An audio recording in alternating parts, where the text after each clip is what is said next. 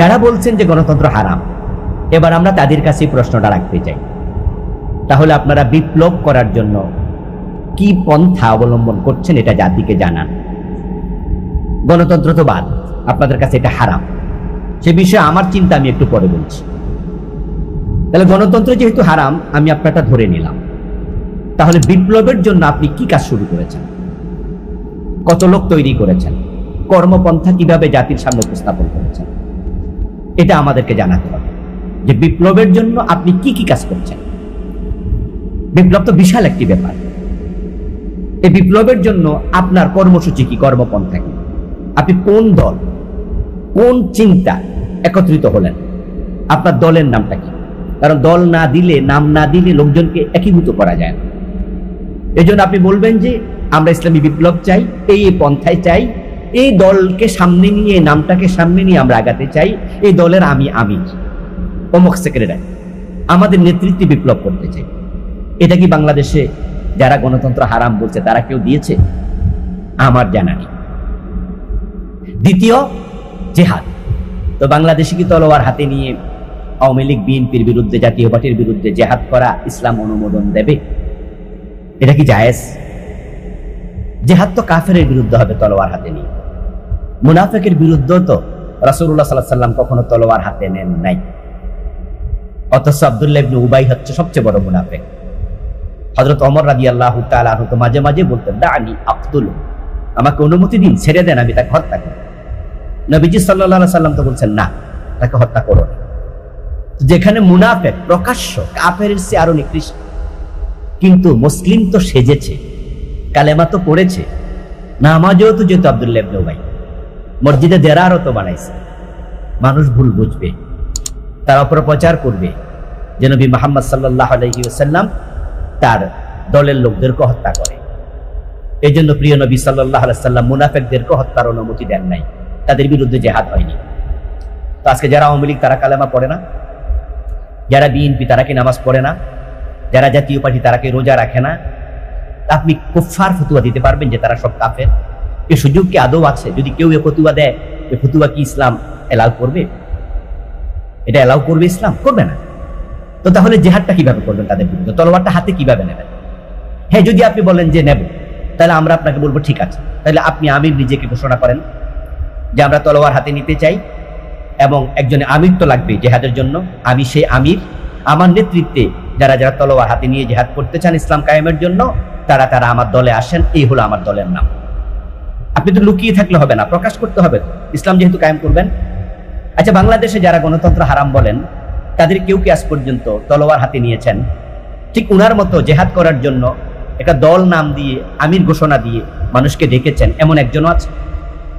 তাহলে যারা গণতন্ত্রকে হারাম বলছে, তারা বিপ্লবের জন্য কোনো কাজ শুরু করেনি, ঘোষণা দিয়ে নিজেকে আমির বলে আবার জেহাদের জন্য শুরু করেন। তাহলে হারাম বলে তারা কি করছে? তারা এখানে ইসলামী দলগুলোকে ঠেকাচ্ছে। তারা ইসলামী দল যেগুলো গণতান্ত্রিক প্রক্রিয়ায় বাংলাদেশ ইসলাম কায়েম করতে চায়, তাদের ভোটার কমাচ্ছে, তাদেরকে হেয় করছে, বলছে যে এই আলেমরা, এই ইসলামী দলগুলো তারা হারামের মাধ্যমে ইসলাম কায়েম করতে চায়। তাহলে হারামে যাওয়া যাবে না। তো পন্থা তো আমার কাছে তিনটা আছে, এর বাহিরে তো চতুর্থ পন্থা আছে আমি জানি না। ইসলাম কায়েমের জন্য, খেলাফতের জন্য হয়তো জেহাদ, না হয় বিপ্লব, আর নচেত গণতান্ত্রিক পন্থা। তো গণতন্ত্র হারাম হলে বাকি দুইটার কাজ তো আপনারা করছেন না। কিন্তু আপনার ফতুয়ার কারণে আগামী নির্বাচনে যদি ইসলামওয়ালা 100 জন মানুষ নিষ্ক্রিয় হয় যে আমরা গণতন্ত্র ভোট দেব না, হারাম, তাহলে 100 জনের ভোট ইসলামওয়ালারা কম পেল। এই জন্য আপনারা যারা ফতুয়াবাজি করছেন আপনারা দায়ী। বরং আমি যা বলছি আবার সেটা হচ্ছে, আমরা ইসলামকে ক্ষমতায় নেয়ার জন্য ভোটাভুটিতে যাই। গণতন্ত্র যদি আওয়ামী লীগ আর বিএনপির মতো আমরা পাশ্চাত্যের গণতন্ত্র জায়েজ বলতাম, আব্রাহাম লিঙ্কনের গণতন্ত্র জায়েজ বলতাম, তাহলে আলাদা একটা ইসলামী দল আমরা কেন করি? তাহলে তো আমরা তাদেরটাই ফলো করতাম। বরং আমরা ইসলামী দল এই জন্যই করছি, মেজরিটি মাস্ট বি গ্রান্টেড, এটাকে আমরা ডাস্টবিনে ছুঁড়ে ফেলতে চাই। শুধু ভোটাভুটির ক্ষেত্রে নেতৃত্ব নির্বাচনে আমরা পরামর্শ নিতে চাই।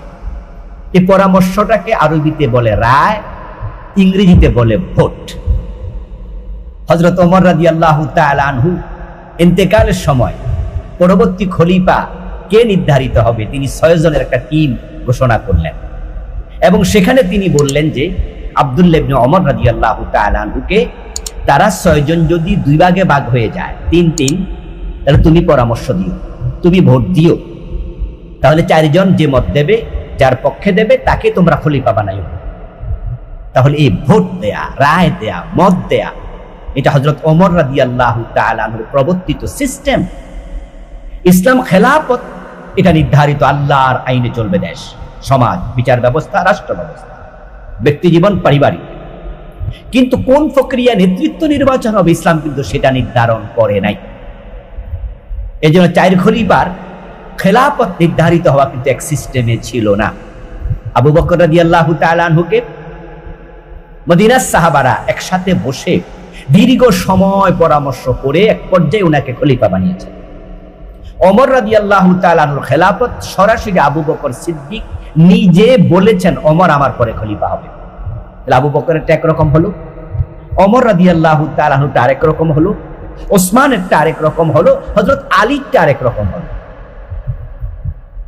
এটা প্রক্রিয়া, পন্থা মাত্র। তা আমরা বাংলাদেশে যেহেতু এখনো জেহাদের তলোয়ার হাতে নেওয়ার পরিবেশ নাই, তাহলে আমরা গণতান্ত্রিক প্রক্রিয়া হাঁটছি। তবে হ্যাঁ, আমরা বিপ্লবের পক্ষের লোক। আমরা মানুষকে গণতান্ত্রিক প্রক্রিয়া বলছি যে ভোট দেন, আসেন। কমপক্ষে বিপ্লবের পরিবেশ তৈরি হওয়ার আগ পর্যন্ত আমরা গণতান্ত্রিক প্রক্রিয়া ফলো করতে চাই। যখন আলহামদুলিল্লাহ এত বেশি মানুষ আমাদের পক্ষে এসে যাবে, ইসলামী খেলাফত তারা চাইবে, তাদেরকে নিয়ে আমরা বিপ্লব করব, রাস্তায় নামবো। যেমন জুলাই বিপ্লব হয়েছিল, তলোয়ার হাতে নেওয়া লাগে নাই, 2000 শহীদ হয়েছে, শেখ হাসিনা পালাতে বাধ্য হয়েছে। আফগানিস্তানে বিপ্লব হয়েছে, তলোয়ার হাতে নেওয়া লেগেছে। সেখানে সরাসরি রাশিয়ার বিরুদ্ধে, তারা কাফের। পরে সরাসরি আমেরিকার বিরুদ্ধে, তারাও কাফের। বিপ্লব আমাদের সামনে আছে। ইরানের বিপ্লব হয়েছিল, ওই বিপ্লব আমাদের সামনে আছে। বাংলাদেশের জুলাই বিপ্লব আমাদের সামনে আছে। কিন্তু লোকদেরকে ফতুয়া দিয়ে দূরে সরিয়ে দেবেন না। বিপ্লবের পরিবেশ তৈরি হওয়ার আগ পর্যন্ত গণতান্ত্রিক প্রক্রিয়া অনুসরণ করুন, এটা শান্তিপূর্ণ প্রক্রিয়া। তবে হ্যাঁ, এই গণতান্ত্রিক পন্থা ইসলাম কায়েম হবে কিনা সে বিষয়ে কারো কারো বিতর্ক থাকতে পারে, দ্বিমত থাকতে পারে।